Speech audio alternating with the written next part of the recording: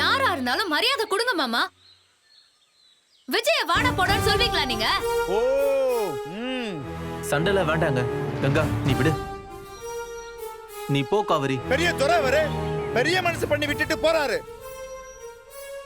இடிச்சிட்டு பதில் சொல்லாம அப்படியே பெருசா பேசுற.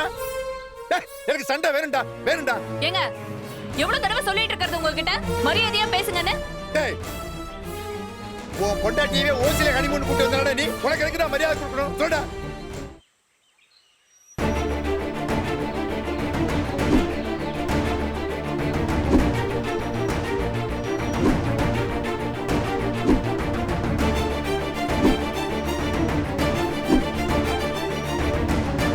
என்ன முடி முடி முடிக்கிறா?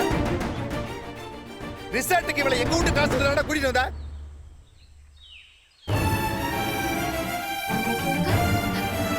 உன் பொண்டாட்டியை வெளியில கூட்டிட்டு போறது கூட எங்களை நம்பி இருக்கிற ஆளு நீ.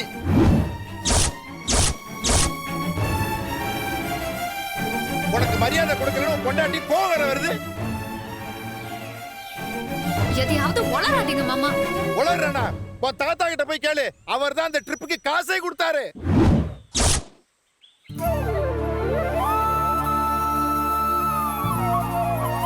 என்ன நடக்குதுங்க?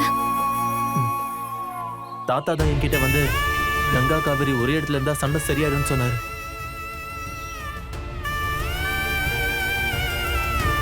அப்போ என்ன நம்ம காசுல கூட்டிட்டு போலையா?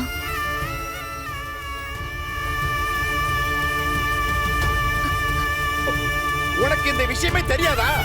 அப்படின்னா நல்லா கேட்டுக்கோ. நீயும் உன் புருஷனும் அங்க வந்து தங்குனது நல்லா தின்னது எல்லாம் எங்க வீட்டு காசு.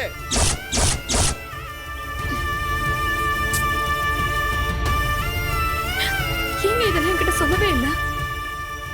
நீங்க கூட்டிட்டு போனதா நினைச்சுதானே நான் வந்தேன். அது வந்து கங்கா கங்கா அக்கா அக்கா அக்கா நான் சொல்றத கேளுக்கா. அக்கா விடுங்க.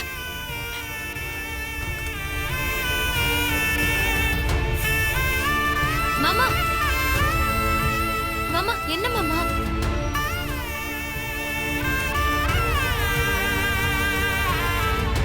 தேவையில்லாம ஒரு சண்டையை உருவாக்கி விட்டீங்க. குமரன் மாமா அவரோட காசுல தான் அக்காவை கூட்டிட்டு வந்திருப்பாரு.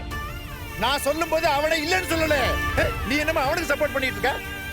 உன் தாத்தா தான் காசு கொடுத்தாரு. வேண்டாம் போய் கேளு.